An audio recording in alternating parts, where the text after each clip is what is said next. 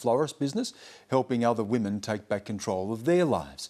Monique Shafter reports Mercedes' life is now in full bloom.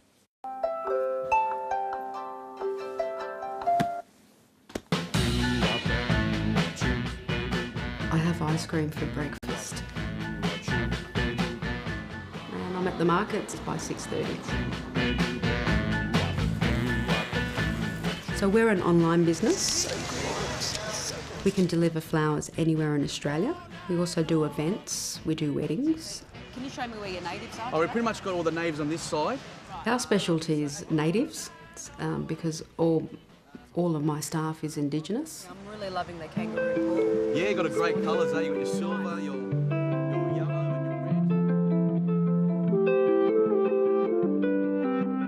red. Born in Randwick, raised from the age of 5 onwards in North St Mary's, which is next door to Mount Druitt. And I grew up with the Aboriginal boys and girls there, hence the reason why I work with them passionately. Being the Middle Eastern, back in those days, you know, the term was wog, was very heavy for someone growing up, you know, in an Anglo-Saxon society. And hence the reason why I hung out with the Aboriginal people was because they were bullied and they were labelled, and I could hang out with them because I could relate. Mum and Dad come from Syria. Mum and Dad are from the faith Islam. So Mum wore the veil.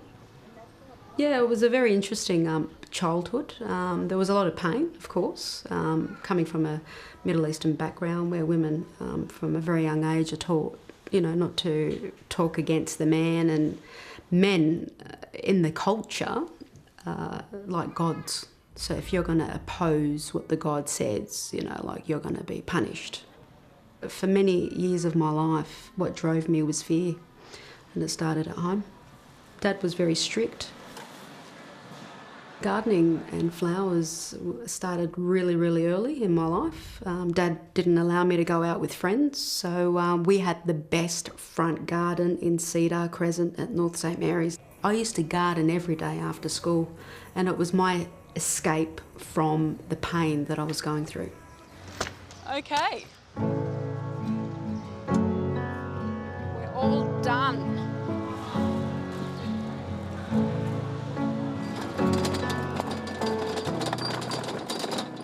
I met the worst mistake of my life, and that was the turning point of my life. I lost my virginity by force, so you could honestly call it rape. I was 16 and a half. I ended up moving in with him.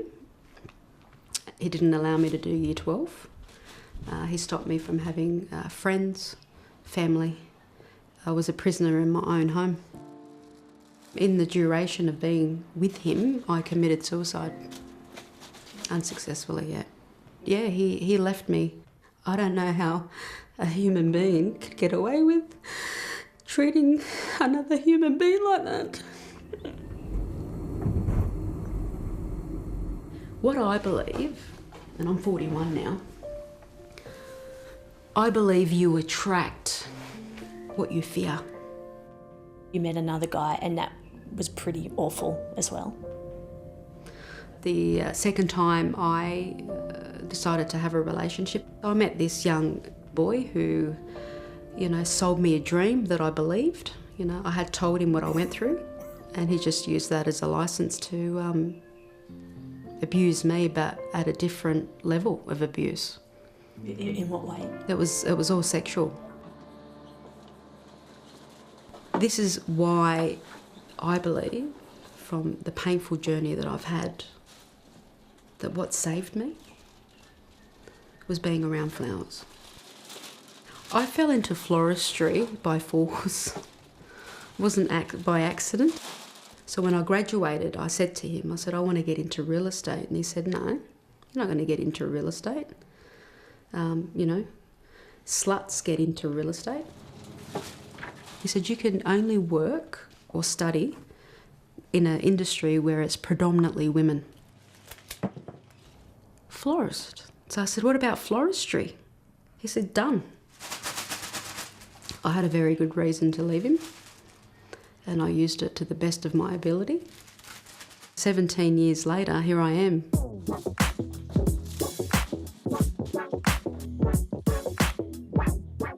I really do believe that flowers are a healing property, a source in dire straits for mankind to get better again. Colours, just like music, manipulates your mood. It is the only industry where everybody is happy to see you. And that's what flowers do. They bring joy, they bring love. Every single flower has a personality and every single flower has a message. I was at a point in my career where I just thought that I want to teach Aboriginal people floristry. No, you need to use the thicker one, Nadine. Yeah. For woody stems. I've trained 66 students floristry, accredited floristry. How lovely is that? Gorgeous. And I taught in jail, and I've taught in rehabs, and I've come face to face with people who have had very similar upbringings and disappointments in their life like me. Okay, well, a big cheer to all of yous. Well done. It is okay to stumble and fall. It's okay, because from that you are learning, and from that, if you've got a goal and you stay on the right track, you will get there. You've just got to keep your eye on the prize. Surprise.